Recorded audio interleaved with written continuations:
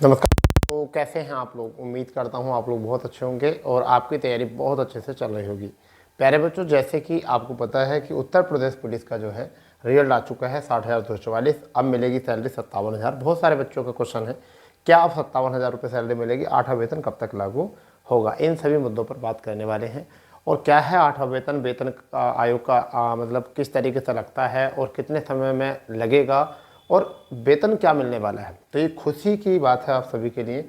और जिन बच्चों का भी सिलेक्शन हुआ है वो अच्छे से रनिंग कीजिए, क्योंकि अब ऐसी चीज़ों में आपको पता चलेगा कि वेतन किस तरीके से मिलता है और कितना वेतन आपको रियल में मिलता है, इन हैंड कितना वेतन मिलता है, इस पर हम भी बात करेंगे।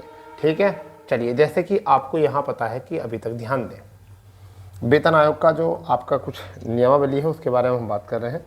चलो मैं इसको जूम ही रहने देता हूँ। ठीक है, मिनिमाइज करके रहने देता हूँ ये। चलिए भाई,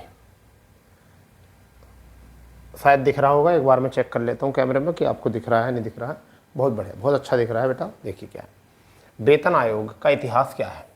वेतन आयोग का इतिहास क्या है उस चीज़ को समझिए। देखिए, वेतन आयोग गठन वर्ष और लागू। ठीक है, पहला वेतन आयोग 1946 से 47 में। दूसरा वेतन आयोग 57 से 60, 3 वर्ष विलंब से लगा। तीसरा वेतन आयोग 70 से 73, 6 वर्ष के विलंब से लगा। ठीक है, चौथा वेतन आयोग 83 से 87 में लगा। 83 में लगना था, 87 का ये टाइम था, परंतु क्या हुआ आपका 10 वर्ष विलंब हो गए। पांचवा वेतन आयोग 94 से 97, आपका 10 वर्ष विलंब यहाँ पर। ठीक है, छठा वेतन आयोग जो है वो आपका कितना 2006 से 8, यानी कि 11 वर्ष विलंब हो गए। सातवां वेतन आयोग 14-16, 9 वर्ष विलंब। आठवां वेतन आयोग अभी पता नहीं कब लगेगा, यानी कि 2025 में लगेगा या 2026 में लगेगा। इस तरीके से अभी कोई इसमें चर्चा नहीं है। यदि समय से वेतन आयोग लगते तो 8वां वेतन आयोग 2017 में लग जाता। बिल्कुल ठीक बात है। और अब 9वें वेतन आयोग के गठन का समय 2025 से 27 आ जाता। ठीक है, जो कि वर्तमान में 9 वर्ष विलंब चल रहा है। तो कितने वर्ष चल रहे हैं? 9 वर्ष। इस विलंब की वजह से अभी यानी सभी कर्मचारी पेंशनर को एक वेतन आयोग का नुकसान हो रहा है, जो कि उनके वेतन का औसतन 30% मासिक होता है। यदि आज आपका वेतन जो है 30,000 रुपये मिल रहा है तो 3900 रुपये आपको मिलता होता।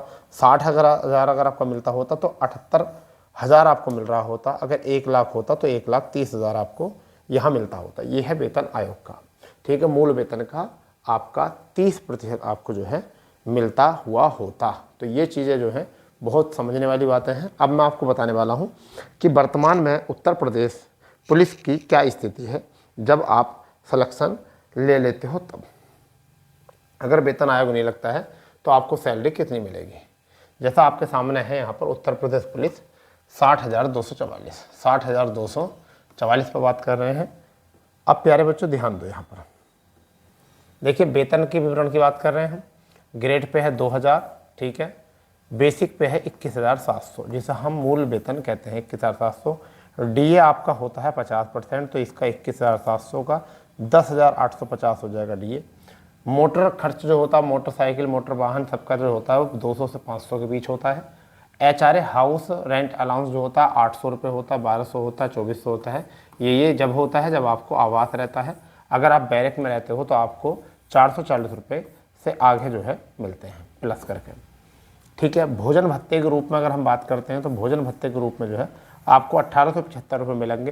कैंटीन मतलब किट मेंटेनेंस होता है, जो आपके लॉक वगैरह होते हैं आपके मतलब पॉलिश वगैरह आता है, बेल्ट लॉक होता है। ठीक है, बेल्ट को पॉलिश करने इसके 188 रुपये जो है आपको यहाँ मिलते हैं। आगे बात करते हैं सोसाइटी, जहाँ आप साफ़ सफाई के लिए कर्मचारी को जाते हैं तो 31 रुपये सोसाइटी कटते हैं। एनपीएस के जो होते हैं वो एनपीएस जो होता है वो क्या होता है, न्यू पेंशन स्कीम। एनपीएस का फुल फॉर्म होता है न्यू पेंशन स्कीम।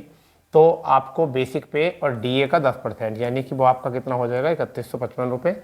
जीआईएस एक बीमा होता है, ये कैसा होता है, एक बीमा होता है। इसके कितने रुपये कटते हैं आपके 100 रुपये आपके इसके कटते हैं। यानी कि आपको प्लस प्लस करना है यहाँ पर, ये आपको प्लस करना है।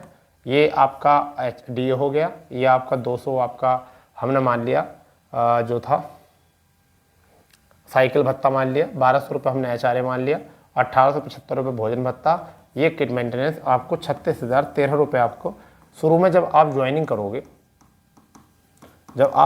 करोगे तब आपको इतना आएगा, परंतु क्या क्या कटेगा, 3155 रुपये कटेंगे, 100 रुपये आपके बीमे के कट जाएंगे, 31 रुपये और आपके सोसाइटी कट जाएंगे।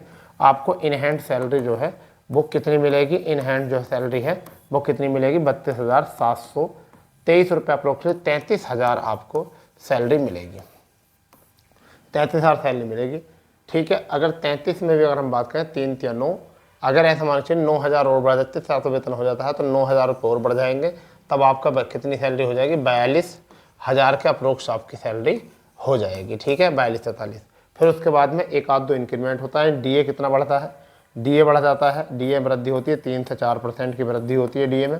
ठीक है भैया, बात आती है वेतन वृद्धि से, कहते हैं वेतन, ठीक है, वेतन इंक्रीमेंट। ठीक है, तो 3% जो है आपका वेतन वार्षिक बढ़ता है, जो भी आपका क्या होता है, आपका बेसिक पे होता है और डीए होता है। तो डीए वृद्धि यहाँ से आती है, डीए में यहाँ से वृद्धि होती है, और बेसिक पे में जो है आपकी वृद्धि वेतन वृद्धि में यहाँ से 3% होती है। तो अब जो बच्चे भर्ती होंगे, जब जो बच्चे अब मतलब चयन होकर जाएंगे, उन सभी बच्चों को जो है कितना मिलेगा, वो मिलेगा 32,727 रुपये उनको यहाँ से मिलेंगे। तो प्यारे बच्चों, अब आपके पास एक चीज़ आती है कि आपको ये पता चल चुका है कितने, तो 57,000 रुपये तो नहीं मिलेंगे, वो तो बच्चों की बात गलत है जो आपको आपके क्वेश्चन थे, मगर फिर भी क्या है कि 1 साल के 2 साल के इंक्रीमेंट में जो है 50, 55, 70, 57, 58,000 के अप्रोक्सली जो है आप पहुँच जाओगे। तो प्यारे बच्चों, सभी बच्चे जो है अपनी रनिंग अच्छे से करें, तैयारी अच्छे से करें रनिंग की, क्योंकि अगर आपसे मौका छूटता है तो आप 30,000 रुपये यानी 33,000 रुपये वाले जो व्यक्ति हैं, 33,000 से 42,000 रुपये वाले जो व्यक्ति हैं, जो अपने परिवार को 42,000 रुपये का सहारा दे सकते हैं, 33,000 रुपये का सहारा दे सकते हैं, वो मौका आपसे छूट जाएगा और समाज में इज्जत और ग्लैमर और पैसन आपका वो बनने से भी रह जाएगा। फिर एक कलंक आपके ऊपर लग जाएगा कि आपका सिलेक्शन नहीं हुआ। और अगर आपने मेहनत कर ली, अभी रातों को जाग लिए, अभी आप ठंड को सह गए, ठंड में आपने दौड़ना शुरू कर दिया, ठीक है, आपने अपनी लगन तपस्या से काम कर लिया, मेहनत कर ली, तो फिर ये सारे सपने जो है आपके पूरे हो जाएंगे। और आपकी दुनिया जो है नौकरी के बाद आपको पता चलेगा कि किस तरीके से बदलती है। इस तरीके से बदलती है कि जो आपसे बात करना भी नहीं पसंद करते थे कभी, वो लोग भी आपसे बात करने के लिए, आपसे टाइम निकालने के लिए, बात करने के लिए, आपको अपने यहाँ पर बुलाने के लिए अलग अलग प्रकार की बातें करते हैं। ठीक है, चलिए बच्चों, मिलते हैं अपने नए अपडेट पर।